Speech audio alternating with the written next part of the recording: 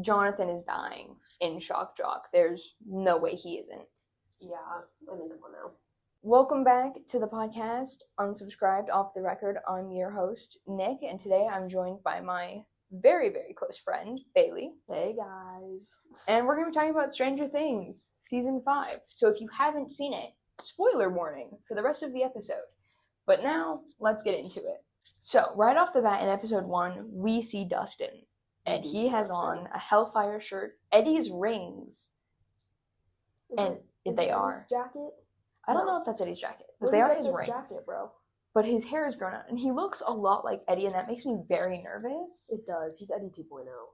That makes me very nervous for him later this season. I mean, he's a lot more of an outcast than he was, and even his friends he's defaulting from a bit. You know? Yeah, especially with Will and Mike acting more popular than they have in the past. Yeah. Like, trying to fit in with the popular crowds rather than... Well, I think even maybe they just feel a little bit more secure in themselves, and now that they've been in high school for a bit longer, too, and they're not freshmen, I think it's easier for them to adapt into that environment. Definitely. And I also think that with the nickname towards Will of Ghost Boy or Zombie Boy having gone away, that's really helped him. I also feel like California really helped him come into who he was.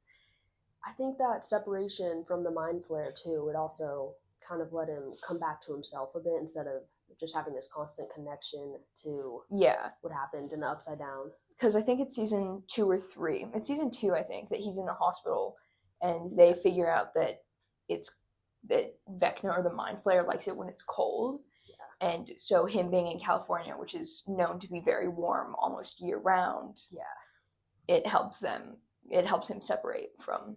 Also just being that far away from the hive mind too, you know, and he doesn't get those goosebumps anymore, well, until he gets back. Yeah.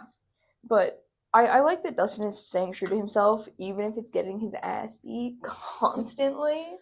You know, Dustin's being a little risky. Can we talk about the jock that came in, like, was bullying him on the graveyard, and he was like, hiya.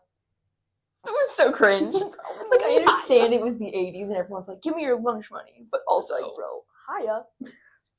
And he was so proud of himself, too. He was like, I know. He was skipping on down. He was like, hey, Dustin, hiya. It was so bad. Buddy. Can we talk about the best ship in Stranger Things yet? Robin and Vicky. Oh, yeah. I think, you know, I kind of like Byler more. I like Byler, too. But also, like, Robin is getting her happy ending, which... Emphasis on the ending. Yeah, she's... I have a theory about that, but we'll get to that later on. But yeah, no. Characters cannot be happy in this show. And she made the date at Enzo's with Vicky. She did make the date at Enzo's. What happened last time there was a date at Enzo's? It was Joyce and Hopper sacrificed himself. Yeah. Duffer Brothers, this is your warning. Do not kill Robin. We will find you. Robin's beloved. Robin helped Will come out. I mean, come on now. Well, right? Come out to her and her alone. Well, we know Joyce knows. Okay. Another thing that I noted while watching the show with my family, and that my father was very adamant about, is that Nancy and Jonathan look like they're 40. They do look like they're... To be honest, the Stranger Things actors 20s. are 40. They're in their 20s. Yeah, but the show started like... Maya Hawke is 28, and she's the oldest... She looks so old in of the younger cast and crew. No shit to Maya Hawke, but she looks very aged in the show, and I think that may be intentional to show the stress with all this. Yeah, but also Natalia Dyer, which is the actress for Nancy. For Nancy, I feel like it's really showing in the same way that it is with Ariana Grande and Cynthia Erivo from the Wicked tour, that Hollywood is like emphasizing skinny right now, which Ozempic's an actor's best friend. Yeah, like they all, like you can see their bones, and like that's off topic from the episode, but I feel like that really does make her look so much older. It does.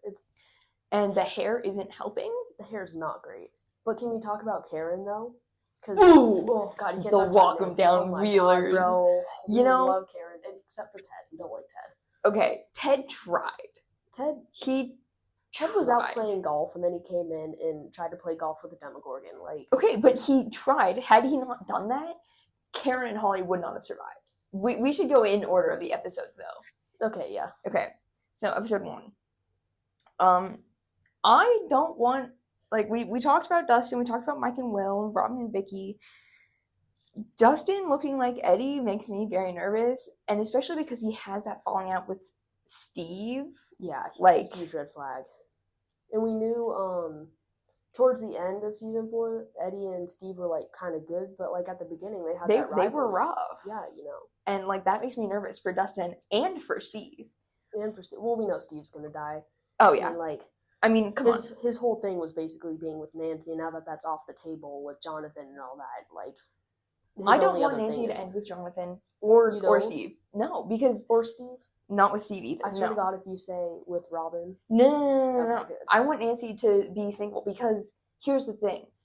She's not happy with Jonathan, and we've seen that time and time again, and that her relationship with Jonathan is emptiness. Like, there's nothing there.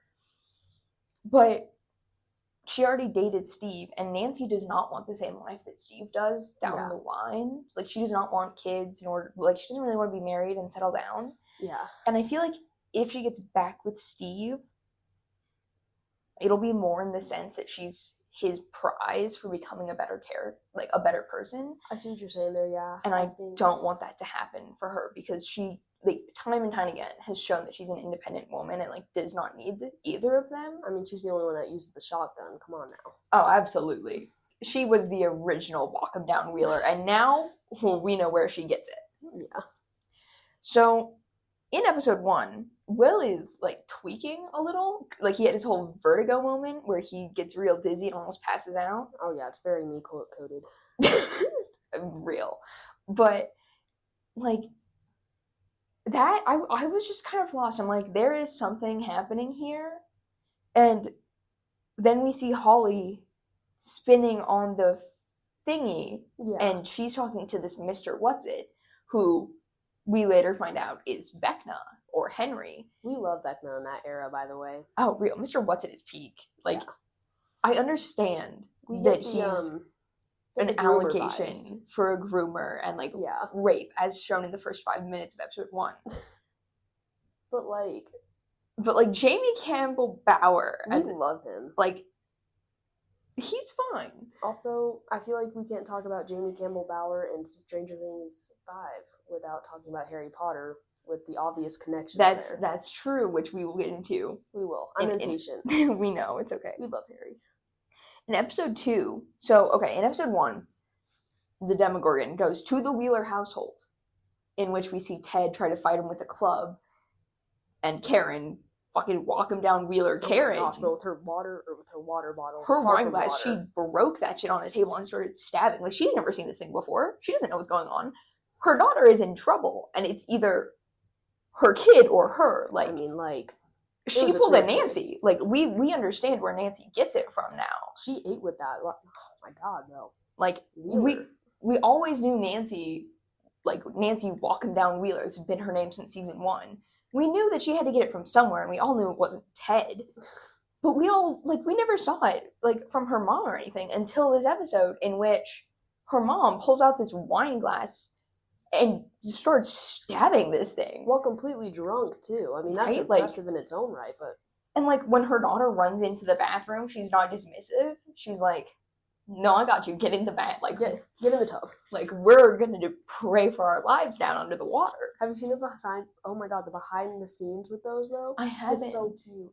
They're in that tank, right? And she's just, like, talking to, I forget Holly's actor's name. I don't know what it is. Yeah, well, she's talking to Holly, and they're just, like, going under the tub, and then she's like, we'll tap on the glass when you guys need to start acting, but they just, like, they go, it's so cute. I love the behind the scenes. Me too. Or, like, the interviews, those are so funny. Yeah, I especially love the, my name is Mustard, and my name is That one's so fun. I love it. It was so goofy. I recite it every time I see that scene. Absolutely. But, I mean, okay. We have to give Ted a little bit of credit, because he also has no clue what's going on, even less so than Karen does.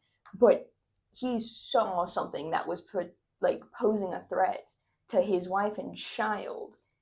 He had a golf club, and he tried.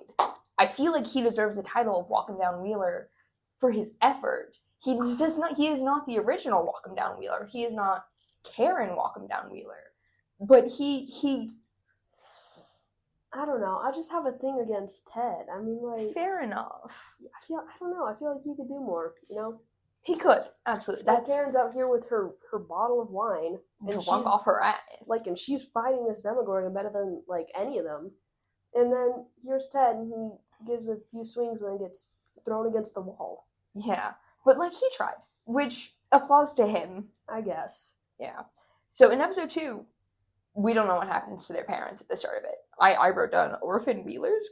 Orphan wheelers is crazy. Okay, because like Karen across the chest, across the throat, like that woman was bleeding the fuck out. Also, can we appreciate Nancy for immediately running in there and just like, oh yeah, Nancy was ready to fucking shoot a bitch, like hands down. Nancy was ready. The way she ordered Elle to like get in the portal immediately. Yeah, she was like, Elle, get the fuck in there, find my sister. She's like, so help me God, if you do not get in there, I will throw you in there. Like, listen, I don't care that you're my brother's ex-girlfriend. I beat your ass. Like, she was not playing. It was so funny. It was amazing. But we find out, not orphans, but we don't know what happens to Ted. Apparently he's in a coma, but he's not the default parent. Yeah, I don't miss Ted. I don't miss him. I noticed in episode 2 that there were mirror titles. Like, it was very mirror to season 1. Hold on, let me find my clue board, because I wrote this down. The mirror titles, I was like, what's this about? Because episode 2 is called something or other. Let me see. We'll go to Netflix. We'll see what Netflix has to offer. We love Netflix. I mean, episode 4 also has a mirror title. Or I think, isn't one The Vanishing of Will Byers or something? Yeah, one is The Vanishing of Will Byers. And I think it's isn't 2 the one is The Vanishing of Holly Wheeler or whatever? Yeah. Like, those 2 were very, like, or maybe it's 3 that is the mirror, but, like, they were very, like, back and forth. Yeah. And I was like, it leads you to put 2 dots together. And I feel like Stranger Things is in the same sense, like, doing the same thing that Marvel has, in which they started in 2015 or whatever, and they've had it planned out 10 years down the line. Oh, for sure. I mean, the Duffer Brothers kind of almost confirm it a bit, where they say they had plans for Vecna in the first season. Like, they didn't have a sketch or anything, but they knew what they were going to do with him. And I mean, if you rewatch season 1 after having watched season 4, you can see that it's not a Demogorgon that comes for Will. Like, we're led to believe that because he fails the dice roll and he says the Demogorgon got me. Yeah. When he's talking to Mike. But Demogorgons, we know, can't open doors. Yeah, with like telekinesis and all that. Yeah, but that was like, you can obviously see that was Vecna if you look. And to anyone who wants to say that it was the Demogorgon that Will saw on the night, it wasn't. The Duffers confirmed that it was not him. It was actually the Demogorgon. He was just extra slow that day for some reason. Yeah. The meat wall. Like, the meat wall is a crazy term for that. So we find out in episode 3 that it's a giant circle, but in 2, they run into this wall and it's like disgusting. It's covered in egg sack or whatever. Ugh, yeah, no, it's gross. It is gross. But I wrote it down because I know that that's gonna play a really big part in the defeating Vecna. Like, I know it is. Like, in my soul. Yeah, why is that? Because, like, I mean, it's Stranger Things. This show is very well thought out. It has been since 2015, 2016. Yeah. Like, we know that. And we know that they wouldn't do something unintentionally if they didn't have plans for it. That's true. I think... And I don't know. I was hearing some theories that it goes back to, I think, episode 4 of season 2, the, like, Lost Sister episode, when, what's her name? I know 8, but what's, like, Callie? When Callie creates that wall to escape the police, there's, like, theories about that being... And especially because later in episode 4, we find out that it's Callie behind the door. Yeah. Which I've got theories about that, too. But also... I assumed it was Callie. There's no way they're just going to... There was no way it was Henry. Yeah. Like, we knew that. Also, how are they going to capture Vecna? Exactly. Like, they don't even know about Vecna. Exactly. They didn't until the episode 4. Yeah. But... when he showed up snatched. He was snatched. He, like many other actors, have been on Ozempic. Yeah. It's okay. Vecna hit the gym. And we love him for that. We don't love Vecna. We love that he hit the gym. Vecna started dueling the Demogorgons. Girls supporting girls. It's okay. But, yeah, I don't know. The meat wall, especially because Dustin's like, it's a circle. It's a circle. it is a circle. Congratulations. Which leads to Hawkins' lab, which is where this all started, which, like, that's where the final battle is going to be. And also because in season 4, you know how we see Max against, like, the big, like, meat spire thingy that she's tied up to? Season 4. Oh, yes. I feel like that is what the meat wall is. The meat wall. Yeah, the meat wall. I can't get over the meat wall. What else do we call it? I don't know. It's a wall of meat. The living wall, because it bleeds? I guess. I don't know. The meat wall is just like, I can just imagine meatloaf. That's what I think of. Oh my god, that's so right. But yeah, like, I feel like because we see that he's taken Holly. Yeah. In which, I want to get into that next. But the meat wall, like, he had Max tied up to the thing, and we see this gross red barren landscape for Max. Yeah. And she's tied up to this thing, and I think that's what's on maybe the other side of the wall. You think that? Yeah. Maybe. I could see that. Like, or like in the egg sacs, potentially. Like, maybe Vecna advanced because it was too easy. Yeah. Okay. So in episode 3, we're getting into the Holly thing, because, like, that's all that episode 3 is about. Yeah, that and Max. Yeah. So the song, Holly's favorite song, is I Think We're Alone Now by Tiffany, which I don't like how they used it. I wish they had used it in a different scene, but it's okay. That's just me. We knew we weren't going to get much Vicky and Robin scenes anyway. Yeah, oh yeah, no. We were not. Stranger Things is not a romance. Stranger Things is not a romance. It is a TV show for the weird kids. That's how it started. And all the people... 2.0. Basically, yes. That's exactly... It was not made for the popular community, and then it became popular, and then they brought in Eddie, and no one liked Eddie because he was the character that the show was... He is the target audience for who the show was designed for. It was meant for the weird outcasts. To be fair, the audience loved Eddie. That is true. But anyone who didn't like him... I didn't... Okay, here's the thing. People come after me. Okay. But, Eddie is not my favorite. I wasn't devastated when Eddie died. I was devastated for Dustin, you know? But, like, I had him for a season. It was like... But, like, that's fair. I was more upset when Bob died, honestly. Because Bob was, like, this finally healthy relationship for Joyce. And just, like, provided such a light and was accepting and everything. And then he died saving them. And granted, Eddie died saving them, too. But it's also, like... But, like, we didn't really get to know Eddie the way we do with all of the other characters. I mean, Like, we put him in. He's the king of D&D in the school. He's Eddie the Freak Munson, but we don't meet him. He's not like Steve the Hare Harrington, which we've had for, at that point, 4 seasons, and we love him. And we've seen his character arc. For Steve. Ooh, we love the character arc for Steve. Vecna Henry, Mr. What's-It, gave Holly her favorite song and a radio player, like a record player. Yeah. Which is the only way to defeat Vecna. And I've seen a lot of people online saying that he's just trapped by the Mind Flayer too, and that he is helping Holly not meet his fate.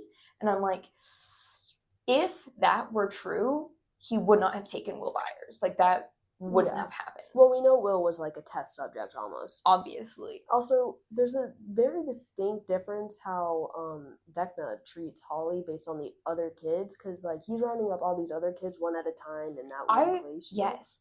And we see, like, it's been known that Vecna is an allegory for grooming. Yeah. And giving Holly this thing and this beautiful house and this really nice place to make her trust him is very groomer coded, at least in my opinion. Yeah. And it just, like, you can understand that. And a lot of people were saying that when he did it to Will, like when he took Will and kidnapped him, it wasn't that kind of thing. And while it's missing the same kind of portrayal, but I feel like it's really interesting because Vecna wants the same end goal that he did with Will as he does with Holly. Yeah. But people now are saying, oh, he groomed Holly, but they refuse to admit that he was grooming Will, and that Will was also taken in this way.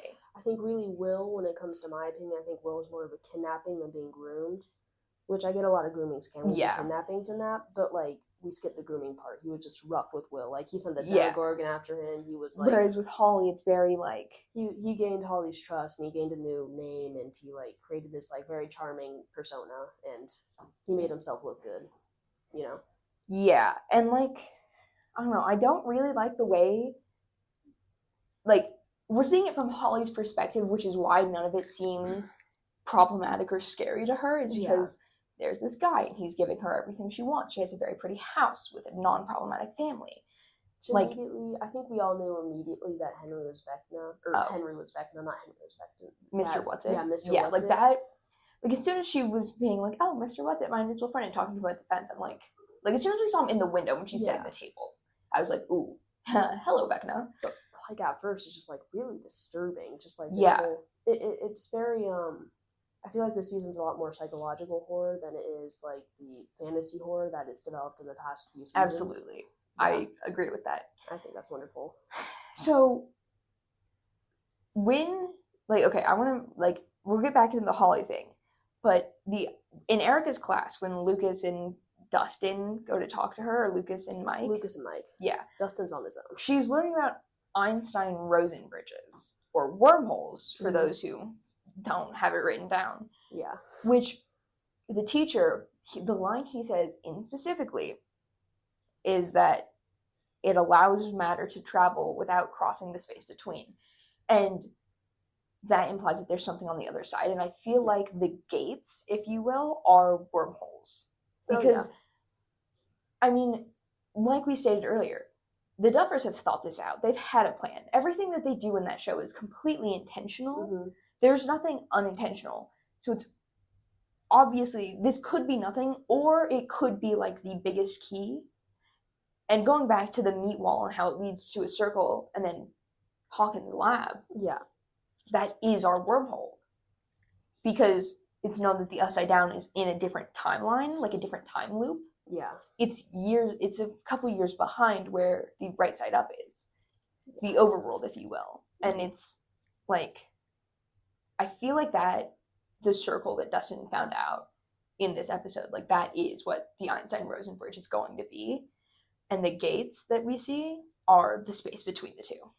Also, have you seen, and this leads me to my theory a bit, but have you seen, I forget which episode it is, but they show these overlaps kind of between Henry's plan for the kids and then also the wormholes. It's like a similar shape and all that. I think it's the third one when Will's like painting it on the wall. Mm-hmm. And it's also shaped as the mind flare, so I think really what's going to happen is they're going to use all these like 12 or so kids. And they're going to it's 7? Yeah. It was more. Well, no, because Will was right around 7 when he was taken. No. I mean the number Will was of kids 11. He's collected. Oh, yeah. Yeah, it's like 12 kids. I think he's going to use that and combine them with the mind flare or something to create this wormhole to really take over Hawkins or maybe the United States or Earth or however big he wants to go. Absolutely. Okay, back to the Holly thing. Holly puts on this blue dress. Mm-hmm. And, I mean, I personally thought Alice, and Bailey mentioned to me that his sister was named Alice. Yeah. And so that he could potentially be trying to recreate his old family that he killed. But also, the note that Max delivers to Holly that says it's from Henry. Yeah. She's going through the woods, over the bridge, to the rock wall. Yeah. And she puts on a cloak, and she has her basket. And it's giving very much so Little Red Riding Hood. For sure. And while I don't think that the original children's tale was meant for that, in the song Melanie Martinez wrote, which we do not support her here, she's a terrible person, but in one of her songs, she uses the wolf as a kidnapper or like groomer again. Yeah. And Henry could be the big bad wolf. I say in quotations. Yeah. And I think that that's something we need to pay attention to. For sure. Because she gives Little Red Riding Hood, Alice in Wonderland, traumatized Disney character, like pre-trauma Disney character. And she meets Max, who typically in these Disney stories is the person that's like, they tell you the truth, but no one believes them because they're crazy. Yeah. And I feel like that is going to have a really big part later, in addition to maybe he's recreating his family. Also, Max's glow up is huge. Oh yeah, Max had a massive glow up. Massive. It's marvelous. Sadie Sink is gorgeous. Absolutely. And then Of course, Steve and Dustin's falling out in that episode makes me really nervous for Steve and for Dustin because Eddie and Steve were not on good terms. Who looks like Eddie? Dustin. Yeah. Like, I've seen fan edits of people putting parallels between them of how much Dustin is acting like Eddie this season, and that does make me so very nervous. I also noted that in this episode, Elle mentioned him, which I was like, oh, that's a reference to season 2 to her sister. Obviously, at the time, it wasn't completely, but like... When was this? What was episode 3. Episode 3, like, what was the scene though? I don't remember, but okay. I think Elle was in the Upside Down talking with Hopper or something like that. And, like, she mentioned feeling him, which... Will always says that. Will always says that, too, so, leads us to believe it's Henry behind the door, and then we later find out it's her sister. But, like, I felt like that was a callback to season 2, because doesn't Elle's sister have, like, a group of kids who have these, like, similar powers with her? I don't know. It was kind of unclear to me if they actually had powers or not. I think they're just, like, outcasts or something, or they, like, were troubled kids, you know? Yeah, but there was, like, this huge group of them, and, like, I was... Yeah. You see where my thought process was going? I think so. Yeah. Steve with the chainsaw. Can we talk about... Steve with the chainsaw. Okay. That's crazy, dog. I just want to talk about the walk 'em down wheelers a little bit more, because in this episode, we also see Mike as a walk 'em down wheeler. The Demogorgon comes into the house to take Derek, and Derek's not there because he was kidnapped, which we'll get into later. But the walk 'em down wheelers now includes both Nancy and Mike, because they cut up in the floor. Nancy is waiting in the wine cellar with her Glock, her fucking rifle, if you will. It's not a Glock. Okay. But, like, she's waiting with her gun. Yeah. And she shoots the fuck out of the Demogorgon once it falls through the floor. And then the Demogorgon climbs up, and Mike is now a walk 'em down wheeler because he had a shovel wrapped in barbed wire and beat the fuck out of the Demogorgon. Which, very handy use of barbed wire. Right? Right? Like, come on now. I would have never thought of that. For a teenage boy, that's incredibly smart. Yeah. What is he, like, 16, 17 now? Yeah. Like, they're on the upper end of being... Because I think in the first season, they were 12, so they're, like, around 17 right now. Yeah. Because, no, Will, at least, in season 1, is 12, and I think Mike is older than Will by, like, a few months. Yeah. Because Joyce mentions that she's like, what kind of person doesn't check on their 11-year-old boy? And Will has a very discomforted look because she forgot his birthday. He was 12 when he was taken. So 5 years later, he'd be, like, 16, 17. Yeah. So they're up there. Okay. Episode 4. The title is Sorcerer. Mm-hmm. And Will's role is... He's a wizard. Will the Wise. He's the wizard. Yeah. He casts magic like sorcerers do. Very, very distinct difference between wizards and sorcerers, though. Yeah. Wizards rely on their spellbook. Sorcerers are just like... They use wild magic, yes. Yeah. Which...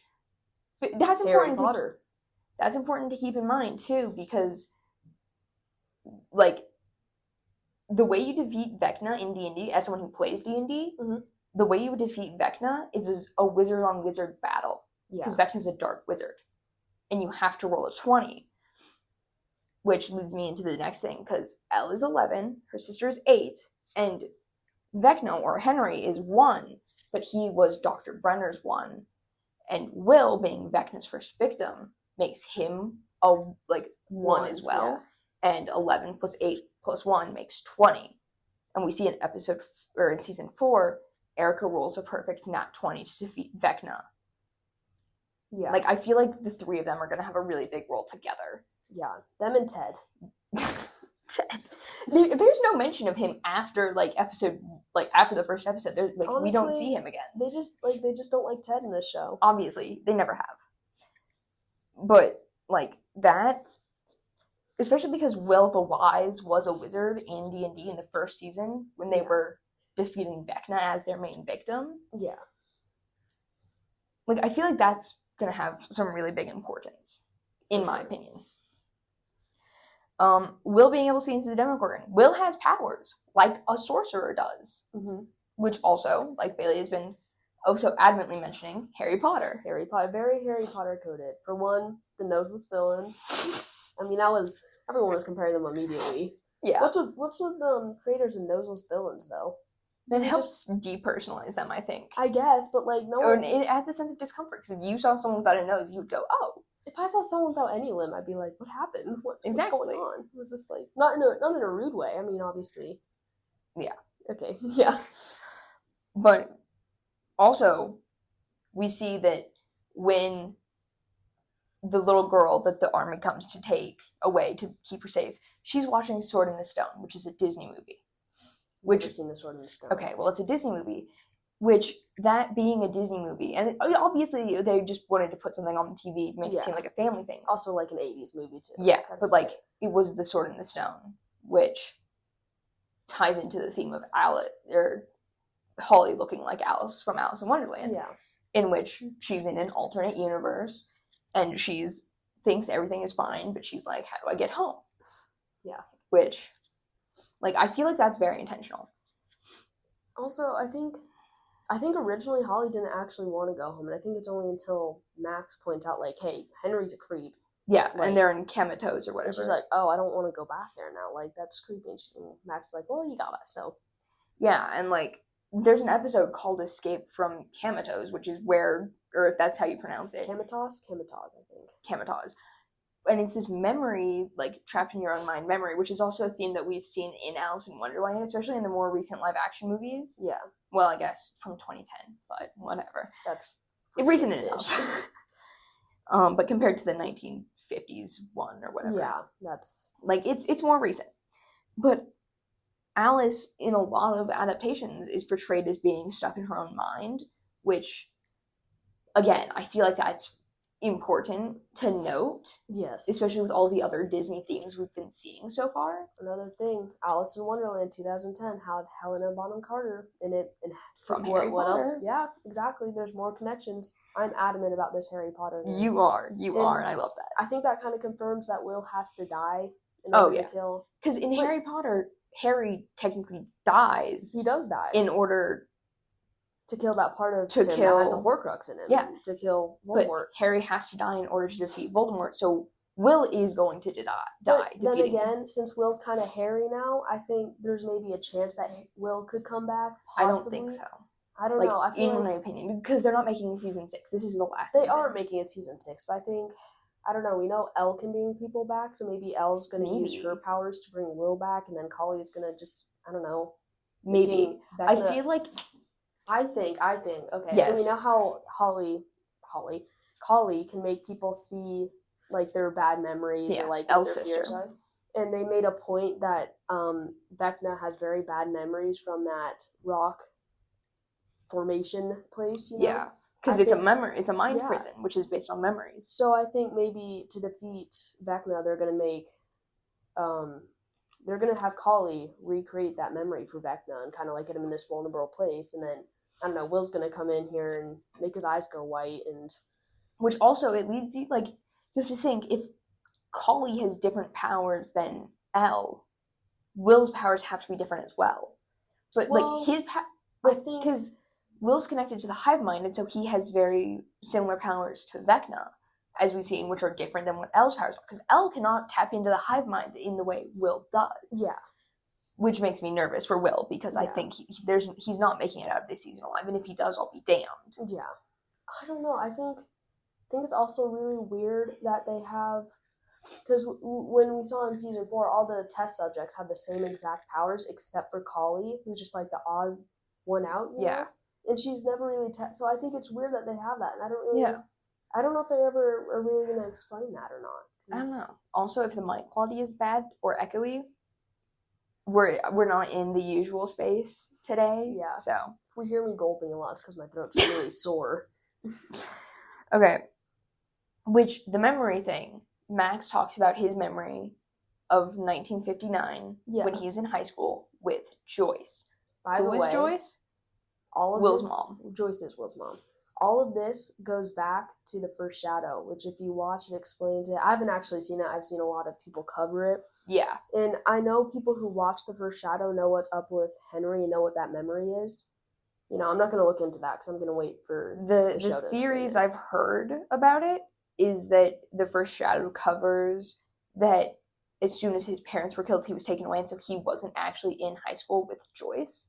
Yeah, I think that's weird that they do, unless maybe he escaped Brenner somehow, because maybe it's not impossible to escape Brenner. Clearly, we've seen this. He's not like a fortress or anything. Or maybe once he kind of figured out what Henry's powers was, he was like, I don't really care about something you right now. Like that. But then that. he gets him back as an orderly too.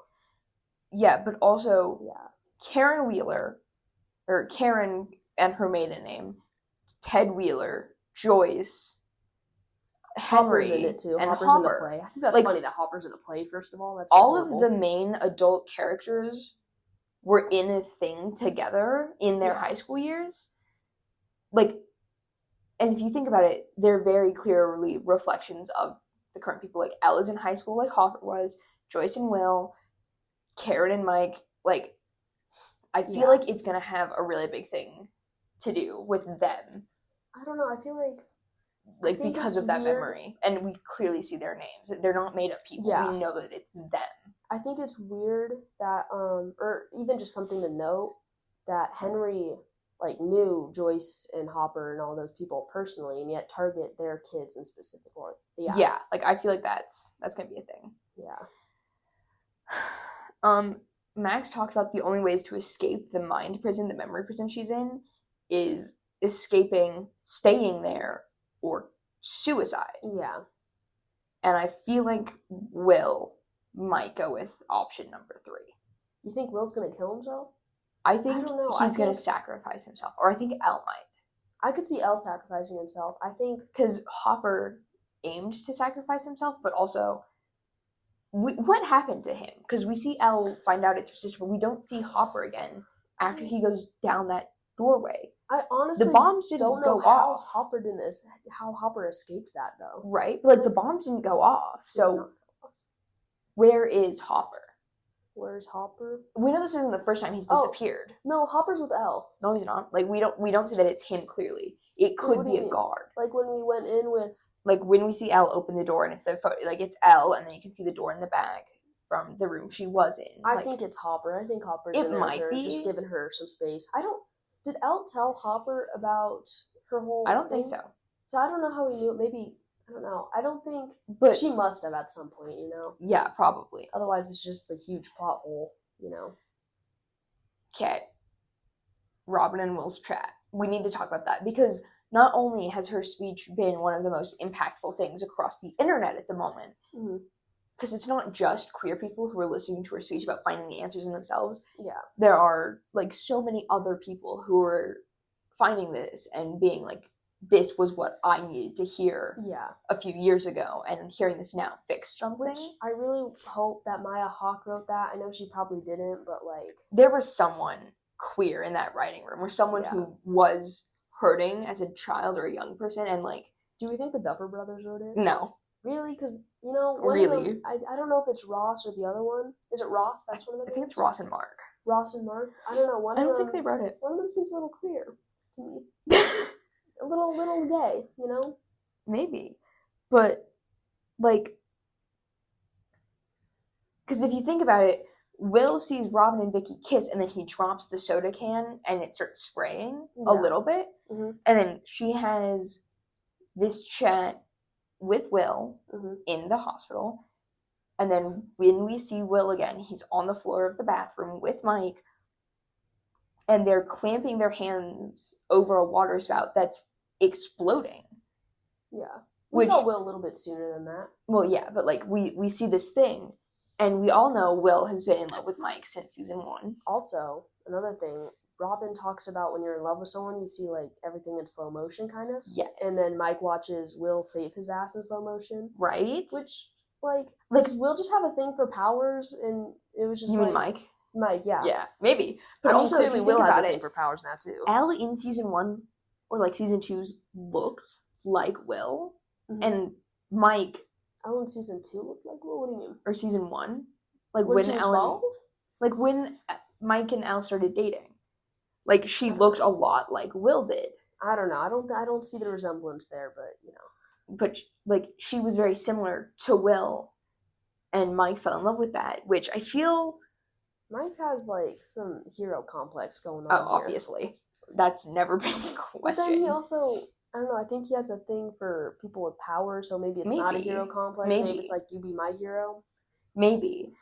But, like, the bathroom scene, Will sees that he's not the only queer person in their friend group and drops a soda can and then it starts to spray. And then his chat with Robin. And then Mike, the person he's loved for 5 years now, if you will. Yeah. And probably flood. More. Like, yeah. It could really be him fully realizing, like, this is okay for me to be this thing. Yeah. And that he's in love with Mike. And I feel like the like, pipe problem really helps with that. Like, it helps show that. Very comedic scene, by the way. Very comedic. Mr. What's it? Mr. What's it? And then the girl runs out screaming. Bro. And the kid going down the hole's like, right? Huh? And then, the Demogorgon, they were injuring the Demogorgon, and Will, while seeing through the Demogorgon connected to the hive mind, was getting hurt. Yeah. Like, there's a connection there. I've got to say it. Oh, is Santa leaving? For those who don't know, we're in a different space, and someone outside of this space was wearing, like, a Santa costume. And so we were talking about how Santa was going to be on the podcast. And all As that. A joke. As a joke. We're not going to invite this random-ass man to be in the room with us. Oh, yeah. No, thank you. Let's see. But at the end of episode 4, once, like, he passes up Derek, he passes up Joyce. Yeah. Like, all these kids. And he goes back to Will. He does. He's been coming back to Will. We've always known that Will was the main character of the show. They've tried to make it seem like it's Elle. It's not. The show is about Will. I think it's a combo of Will and Elle, because I think a lot of it is centered around Elle, and a lot of it's centered around Will, really. And I think they really focused on Mike, and I get that's why people have that book theory that's going on. Obviously that's not going to happen, but, I think really it was kind of focused on Will originally, but then once he got kidnapped, I think that's part of him lost himself, so they kind of lost him as being part of the plot. I was thinking about it, and Vecna thinks of himself as a savior, which we've known that. He does. And I feel like in the 80s, there's obviously a lot of guilt about being queer, and we've seen that with Will. Even now. Even now, that happens. But I feel like it could potentially have religious imagery, like the savior going back to the one queer kid that he knows and being, like, weird with it. Like, I feel like that could be a thing. I don't know.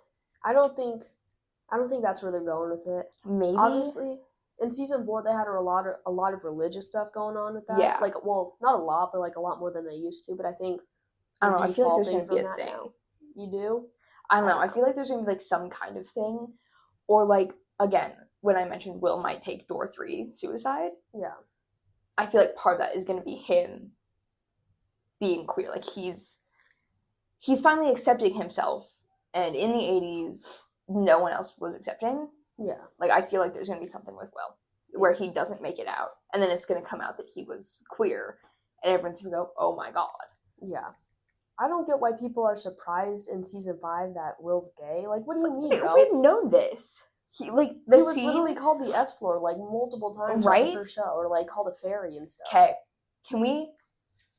So, Mike, in the 80s, wanted to dye his hair he wanted a bright orange mohawk. Which, I've seen the photos people have edited. It's not that bad. Who had a bright orange mohawk in the 80s? David Bowie. Who was a queer icon in the 80s that Will probably loved. Shakira. No. David Bowie. Like, I feel like there's going to be a thing. Like, Mike, at the end, we realize that he's also in love with Will because Robin, again, like you said, mentions seeing everything in slow motion, and then I honestly don't think that came out of nowhere either, because Mike is a lot more protective of Will than he is of anyone else. Right, and also when Will was missing in season 1, and, like, they were all being bullied about Will, Mike was targeted in, like the way that you would target the queer people. Yeah. Like, he was called slurs. They weren't, or, like, when they called Will the slurs, like, Mike was more defensive than Lucas and Dustin were. Lucas and Dustin they didn't look ashamed of, like, Will, but they looked, like, sad about they were calling him obviously that, like, they had a look of disgust, but not in the, like, oh, gross, gay, like, oh, gross, like, he's gay and he's my friend, he was just like why would you say that, yeah, definitely, absolutely. But internally, when Mike over here is, like, pushing him and making bro was duking Elle make it him out pee with everyone. who calls Will anything. Yeah. Absolutely. And we've only ever really seen him that protective of Elle, too. Exactly. And again, Elle being the girl version of Will, like... Yeah. 2 + 2 people. I think, really, Mike just has a strong thing for powers, and when Elle came along, he was like, yeah, Will's hot and all that, but, like, maybe. Elle can move shit with her mind. Like, and now that he watched Will do that, and he's like, you know what? He sees Will wiping away the blood like he watched Elle do, but we never saw it with Elle in slow motion, but we see it with Will in slow motion. Yeah. And it's like, well, Elle's not that pretty. Will over here, Will not as much of a bowl cut anymore. And also, the replay, like when Will gets his powers, the replay of Robin's speech, and the reel of him meeting Mike as a child, like as little tiny kids, and their friendship growing up together. I love that replay and how it goes back to season 2 at the end when, like, everyone's saying, like, hey, this is what happened, like this is you, this is who you are, and they're, like, saying that, and they're replaying those scenes, and they're showing us, like, the physical versions of that, and not just, like, his family talking about that, I think that goes back to, like, solidifying that sense of self. Absolutely. And especially because, like, Mike is Will's Tammy Thompson. Mike is Will's. Well... Like, Mike is Will's Vicky. I almost said Vecna. Because Tammy Thompson was straight, and that didn't work out, Yeah, but I feel... Or Elle is Mike's Tammy Thompson. There you go. Yeah, that's what I meant. Okay, so, of course, the first shadow theory. Because I want to get into the more theories now. Yeah. Episode 5 is called Shock Jock. What is a shock jock? A radio host who's controversial and says things that shocks you. Yeah. And... the song that's planned is Radio Killed the Video Star.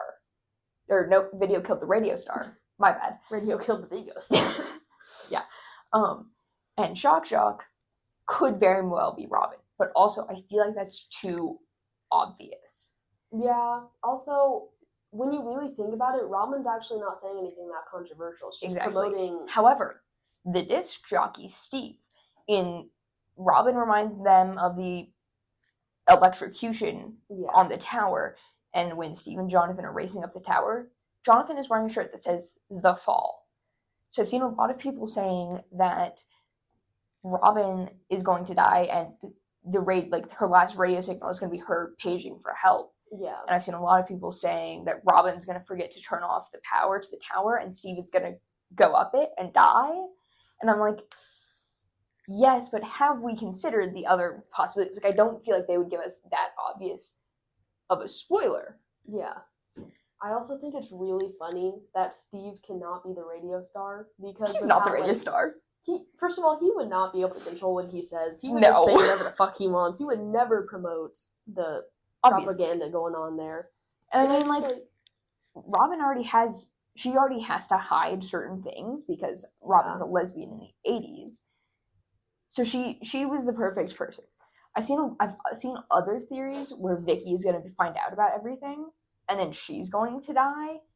Yeah, and that she will be the video that kills the radio star. I don't know about that as much. I don't know. I feel like that one's more of a stretch. Yeah, because I feel like I don't know. They just don't have Vicky in the show much, and I feel like all of a sudden putting her in and explaining everything to her, just have her die, is really weird. I've also seen a couple of other theories where Jonathan is going to die and Robin is going to be looking for his favorite song, which is where he hides the ring. And she finds the ring, yeah. And then she finds the ring, and then she dies, and then Vicky finds her dead and sees the ring and thinks Robin was going to be proposed. Or the alternative is that Robin dies and Vicky thinks she got stood up again while she's waiting at Enzo's for Robin. Which, that's probably better for Vicky, honestly, just to think she got stood up than instead, like, oh, my girlfriend was straight up killed by Vecna and was going to propose. Like, yeah, I don't think Robin's gonna. Lesbians move fast, but not that fast. Yeah, well, some of them do. I mean, we also don't know. It's like an 18-month gap between the end of season 4 in which Robin and Vicky like start their kind of like relationship. Yeah, I don't know how fast they moved that. Actually, maybe moving slow. Maybe, I don't know. But like, I mean, also Enzo's is a high-end restaurant. Like because they talk about how they're going to afford Enzo's. Like, Robin stealing the money off the dead guy always gets so funny. What do you mean he stole the money? Genuinely made me giggle.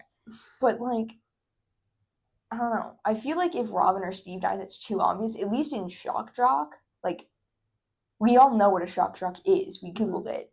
And Video Killed the Radio Star. Like, that's too obvious, in my opinion. But also, I know that, like, Robin or Steve, they're not making it out of this season alive. They are not. I think Robin, there's a chance for Robin. She might, especially because she hasn't had, like, I don't know, she's been getting a lot of screen time lately.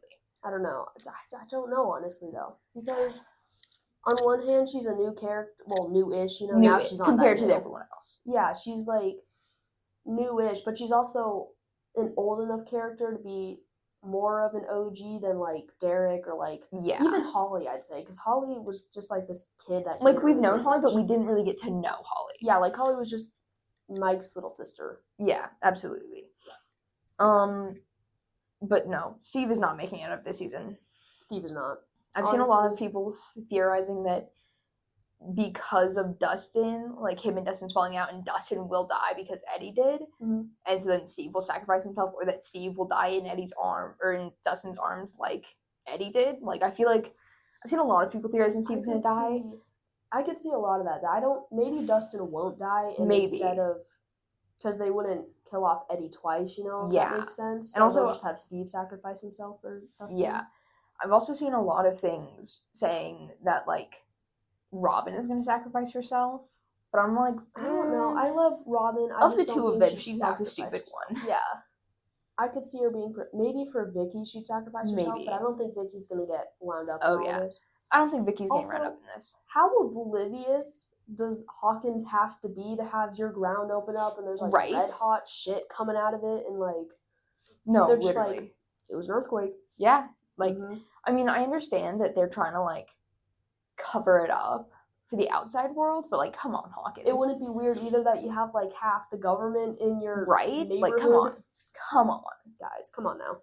That's so... I don't know. What other theories do you have for this season? I don't know. I can't think of them right now. Okay.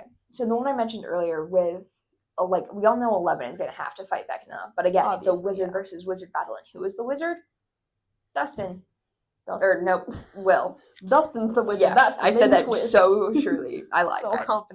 So confidently. Oh, I love Dustin. Oh, no, real. Lucas is going to make it out of this season alive. Like, I know deep down. Like, Lucas is making it. Do you think Max is going to make it alive? I don't know. I could see Max. I'm like 50-50 on Max. Yeah, I could see Max helping Holly escape Vecna and then staying. Like, if it was her or Holly, she would pick Holly. Yeah, but then I could also easily see her making it out because, like, maybe Elle went through everything to save her life and she did already die and it's just like... Yeah, but, like, I don't know. Will is going to have a bigger role this season. Will already has a bigger role this season. But, like, he's the main character at this point. He's going to have to be the one to defeat Vecna. And I think that might kill him. I liked Will enough, but I didn't love him because I just made him, like, this weak kid, you know? But, like, now that he's, like, got all this power and he's more confident in himself, he's one of my favorite characters. Oh, absolutely. And, like, Noah Schnapp has had controversies. I'm not a podcast that talks about controversies like that. But I feel like it's important to note that he's had them and he stayed on the show. But he's also apologized for them to the best of my knowledge from what I've heard. So I feel like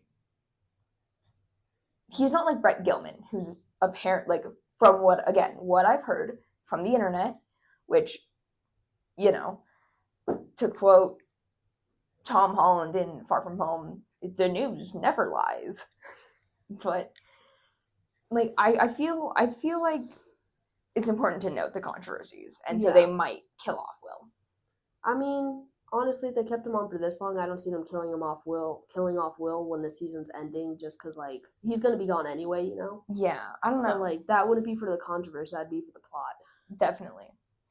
I've also seen a lot of people, like, I've seen a lot of different theories saying, like, Nancy and Jonathan are going to get married and she's going to end up in the same position her mom is, with an unhappy... But also, I feel like Nancy, growing up around that, won't marry Jonathan. Like, I don't know. I could see... I feel like Jonathan is going to die before he proposes to Nancy. I mean, I could see all of them dying. I don't know. Like, Lucas, he's not dying. Lucas, I don't see dying. Maybe. Max is 50-50. Derek, come on. Delightful Derek, he's got his stick. He's whacking bitches, but he's not dying. Really? Because he's a new character. They're not going to kill him off. He's a brand new character. New characters do not last, except for Robin. By a twist of fate. Yeah. I don't know. I don't feel like they're going to kill off Derek just because he's too new. I don't know. Can we talk about... Okay.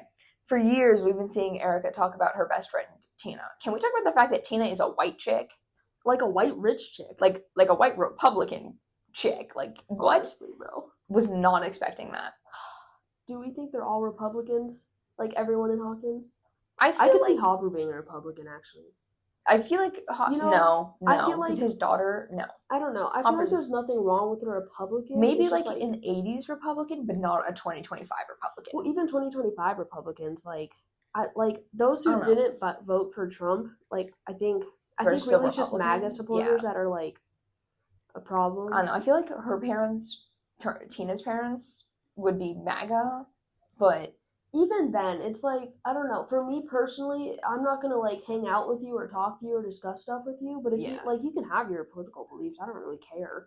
Oh, yeah, obviously. As long as you're not actively harming someone else, then, I don't know. I've been called the woke friend quite a bit. I think out of everyone I've known, the only person I think who's been called woke more than me is one of my coworkers from my, that's it. I don't know. I feel like I would be considered woke. Yeah. By today's society. I suppose. I feel like woke is kind of almost... I feel like woke is just, they're just using that to scare people into thinking that the woke, which are honestly just progressives, from what I've seen. Yeah. Anyway, deterring from all the political stuff. Oh, yeah, no. Back on topic. I don't know. I feel like... I don't know. Will's not making it out of the season alive. Mike has a 1 in 4 chance of making it out alive. I could see Mike sacrificing himself for Will. Maybe. As a final act of love or whatever. Yeah. Are we good on time?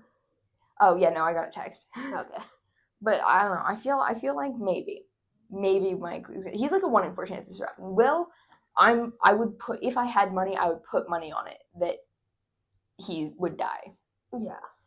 I don't know. I feel like Elle might die, or she might sacrifice herself for Mike and for Will. I think Elle's gonna die. I could see... Oh, God. I'm so sad for Elle right now when she finds out that Mike is down bad for Will. I mean, she's over Mike, though. Let's be real. I don't know. I feel like... Because they never really say they break up. No, they're not broken up. Because they had that scene with the sunset and all that shit, you know? Wasn't that at the end of season 4 though? No, that was in this season. It was episode 2 when they're all ready to go do the hunter. Oh yeah, maybe. I think I don't know. Because they're still dating, and I think Elle definitely still has feelings for Mike. But I think Mike at season 4 was just because he can even say "I love you" to Elle. Yeah, and that's a huge fight that they have. She's you can't even write it. And he's I do. She's no, you don't. I say from me. That's how you know it's me. Yeah, I don't know. Mike's not making it out alive. I'm not having Nancy write the letters for me. Oh my god, the start of episode 1 where Mike's banging on the door and he's like, Nancy, I'm gonna take a leak on the floor, and then Joyce opens the door and he goes, oh my god, Mrs. future mother-in-law, I'm so Mrs. sorry. Byers, I'm so sorry. Took us a minute to remember her name. Can't know.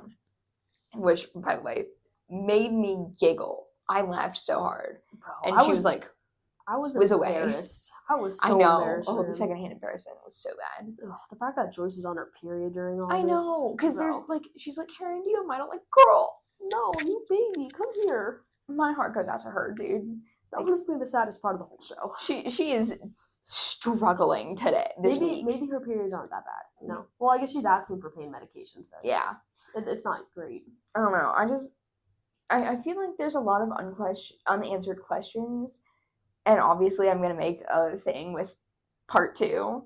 If you want to come back for that. If you don't, you don't. We'll see if I have time. Because it's a week between the end of the release of Volume 2 and then the release of Volume 3. Well, I'm out of here after Christmas, so you know.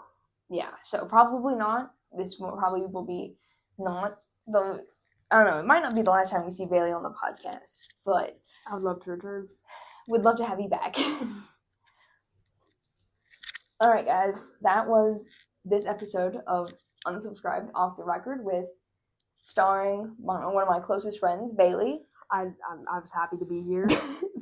And yeah, I will see you guys next time. Thanks for sticking around, and let me know your theories. Email them in at contact@rainstormlive.com. Stay groovy. Stay groovy? I don't know, Doc. Oh my goodness.